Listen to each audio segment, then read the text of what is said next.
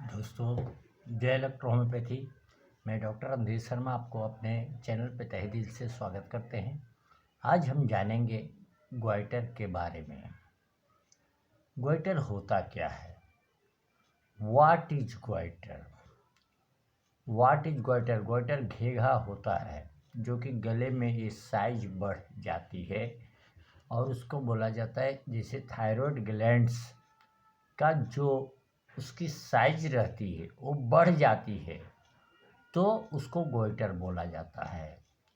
जो thyroid gland जो है बटरफ्लाई यानी तितली के जैसी दिखती है और ये हमारे गर्दन के अंदर ठीक कॉलर बोन यानी कॉलर बोन बोला जाता है, यहाँ पर ही होती है।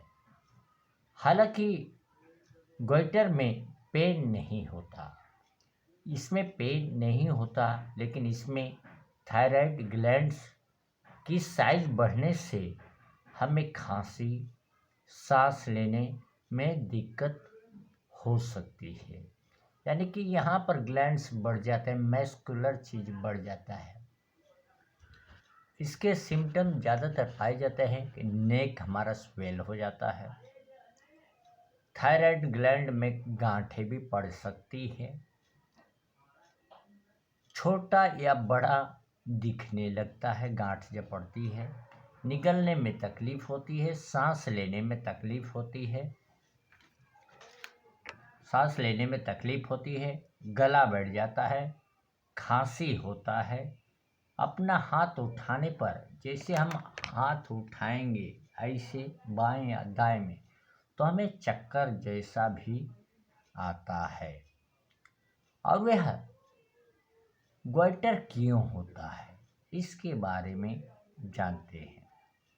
यदि आपकी थायराइड ग्लैंड का जो स्टिमुलेशन है, थायराइड ग्लैंड मतलब TSH, थायराइड स्टिमुलेटिंग हार्मोन्स को क्रिएट करता है थायराइड ग्लैंड, या तो कम हार्मोन को जनरेट करता है या तो ज़्यादा जनरेट करता है।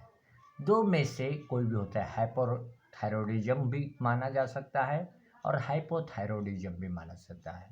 मतलब ज़्यादा हार्मोन जनरेट करता है तो हाइपरथायरॉयडिज्म हो गया और कम करता है तो हाइपोथायरॉयडिज्म हो गया, यानी कि वर्क कम कर रहा है। तो ऐसे कंडीशन में जब कम हो या ज़्यादा हो तो हमें ग्वाइटर नाम की डिसीज हो जाता है। इसमें हमारा पिट्यूटरी ग्लैंड जो होता है, हार्मोन्स है, उसकी मात्रा बना रहता है और जो कि स्टिमुलेट करती है थायराइड ग्लैंड को, और इससे भी ग्वाइटर हो सकता है। पिट्यूटरी ग्लैंड भी अगर बराबर वर्क नहीं करती है तो उससे भी थायराइड हो सकता है। इस चीज़ को दूर करने के लिए आज के डेट में मेडिसिन उपलब्ध है, ऑपरेशन भी किया जाता है और रेडिएशन मतलब सेकाई के रूप में भी किया जा सकता है। अब यह चीज़ है। और जो ग्वाइटर के जो टाइप होते हैं, दो प्रकार के टाइप होते हैं।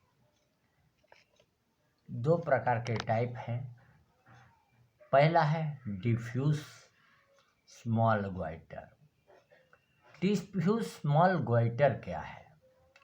डिफ्यूज स्मॉल ग्वाइटर है, इसमें थायराइड ग्लैंड की जो साइज होती है वो इंक्रीज होती है, बहुत बड़ा हो जाती है। अब बढ़ते जाता है, फिर बाद में यहाँ तक भी लटक सकता है, चाहे लेफ्ट में या राइट में, किसी भी जगह हो सकता है फ्रेंड्स।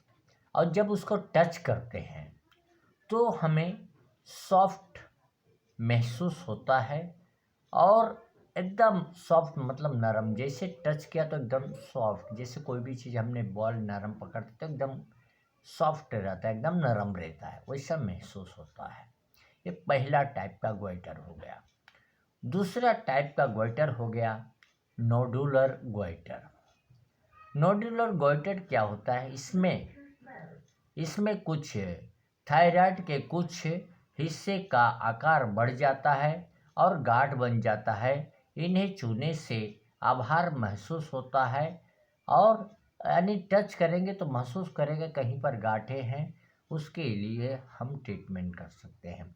इसके लिए हमें प्रिवेंशन के लिए हमें आयोडीन की मात्रा लेनी पड़ेगी। आज आयोडीन की मात्रा हम सेंधा नमक यानी वाइट सॉल्ट आता है मार्केट में, जो कि खड़े खड़े रहते हैं, उसको पीसते हैं, जो कि उपवास में भी लोग इस्तेमाल करते हैं। उसमें जो ज़रूरत रहेगी वही आयोडीन हमारे बॉडी को मिलेगा, जो ज़रूरत नहीं रहेगी वह बॉडी से बाहर निकल जाएगा। बाकी मार्केट में जितने भी सॉल्ट हैं उसमें केमिकल डाल के प्यूरीफाई किया जा रहा है और आयोडीन युक्त लिखा जा रहा है। तो हमें जो शरीर में बॉडी में आयोडीन की मात्रा चाहिए वह नहीं, उससे ओवर भी हो रही है तो तकलीफ़ हो रही है, कम हो रही है तो भी तकलीफ हो रही है। तो सेंधा नमक का आप इस्तेमाल करेंगे तभी हम आपका बच सकते हैं। ऐसे केस में हमें पेशेंट के कि ठंडी चीज़ का सेवन नहीं करानी है। ठंडी चीज़ से वो चीज़ बढ़ेगा, मीठा चीज़ को नहीं देना है, क्योंकि सेल्स जब सड़ते हैं स्वेलिंग आती है, तो सेल्स मीठा डाल के बढ़ सकता है। जिस तरह की गुड़ रखा जाए तो मूंगी की मात्रा बढ़ती है, तो उसी तरह सेल्स में अगर मीठा दिया जाएगा तो वह सेल्स की साइज बढ़ेगी, बल्कि वह कम नहीं होगी। ऐसे कंडीशन में पेशेंट को फूल गोभी नहीं देना है, मूंगफली ऑयली चीज़ भी नहीं देनी है, पालक नहीं देना है, कॉफ़ी नहीं देना है, शराब नहीं पीनी है, मूली और ठंडक चीज़ जो चीज़ है वह चीज़ नहीं देनी है, और जो चीज़ बदतर लगता है वह चीज़ के संभालना है। इस पेशेंट को ज़्यादा से ज़्यादा हमें पानी गर्म यानी बॉयल वाटर देने की आवश्यकता होती है। बॉयल वाटर देने से क्या बॉडी अल्कलाइन होगी और उसका स्वेलिंग धीरे धीरे कम हो सकता है।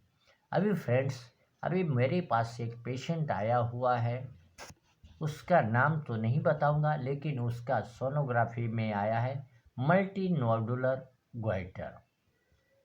मल्टी नोडुलर गोइटर आया हुआ है। अब उसका हमने ट्रीटमेंट स्टार्ट किया है, लेकिन गोइटर के साथ में किडनी में भी डिफेक्ट है। किडनी में भी B125 आया है, पोटेशियम 5.5 आया, प्रोटीन 5.6 आया, एल्बुमिन 3.5 आया है, और लीवर में भी उसका साइज बढ़े हुए हैं, फंक्शन बढ़े हुए हैं। तो अब उनके लिए हमने बाकी चीज़ में तो ऑपरेशन एलोपैथी के डॉक्टर ऑपरेशन करने की सलाह देते हैं कि काट के हटाया जाए मस्कुलर में, लेकिन हमने इलेक्ट्रो होम्योपैथी का जो ट्रीटमेंट ईजाद किया है, क्योंकि बीमारी कई चीज़ है और उनकी हमें देखना है। लेकिन उनका हमने देखा पल्स रेट एकदम 65 ईयर्स ओल्ड लेडीज़ है और उनका पल्स रेट एकदम बढ़िया है, हार्ट बीट भी बढ़िया है, पल्स रेट भी बढ़िया है, लेकिन फिर भी स्वेलिंग है। तो उनको हमने मेडिसिन चालू किया है H2C2 का higher dose 2 drops with 1 teaspoon of water 2 times in a day. फिर दिया है C1 second 2 drops 2 times in a day. L1 second 2 drops 2 times in a day. फिर दिया है S5L1 F1 lighter dilution 10 ml 3 times in a day. फिर उनका kidney related भी defect था, तो S6C6 हाई डाइल्यूशन दिया है उनके टंग में 24 आवर में 3 ड्रॉप्स ओनली टंग पर लेना है। फिर गले के लिए हमने गरारा के गार्गल्स के लिए दिया है C13P2WE को दिया है गार्गल के लिए कि 5 ml हमारी मेडिसिन ले गई प्लस 100 ml वार्म वाटर लेके उसको दिन में 2 बार कम से कम गार्गल करें। ये इलेक्ट्रो होम्योपैथी से ट्रीटमेंट हो सकता है, क्योंकि अभी शुरुआत हुई है। कल का डेट में वह पेशेंट आया था, मतलब कि हमारे पास पेशेंट जो आए थे वह 24 तारीख से हमने ट्रीटमेंट चालू किया। उसके पहले भी 2-3 दिन पहले आए थे, तब हमने ब्लड रिपोर्ट निकाला और 24 तारीख के रात को हमने मेडिसिन बना के दिए हैं। और आज 25 तारीख हो रहा है। आज 25 तारीख आप सभी को हम गोइटर के बारे में एक वीडियो बनाए हैं ताकि आप सभी भाई तक जाए और सभी लोग कोशिश करें कि इलेक्ट्रोहोम्योपैथी से ट्रीटमेंट करें, क्योंकि गले का स्वेलिंग है, किसी भी प्रकार का स्वेलिंग है तो हमने पहले भी वीडियो में बताया है S2C2 या और क्रोनिक है तो S2C2 का आपस में यूज़ पहले ज़रूर करें। तो ये आज हमने आपके सामने गोइटर का रूप के बारे में बताया। अब गोइटर का कितने टाइप के गोइटर हैं, अब गोइटर किस प्रकार से होते हैं और क्यों होते हैं, यह चीज़ बताए। तो इतना बोल के हम नए वीडियो में मिलेंगे नए सेशन के साथ में। तब तक के लिए जय हिंद, जय इलेक्ट्रोहोम्योपैथी। मेरा मोबाइल नंबर 9226270508। जय हिंद।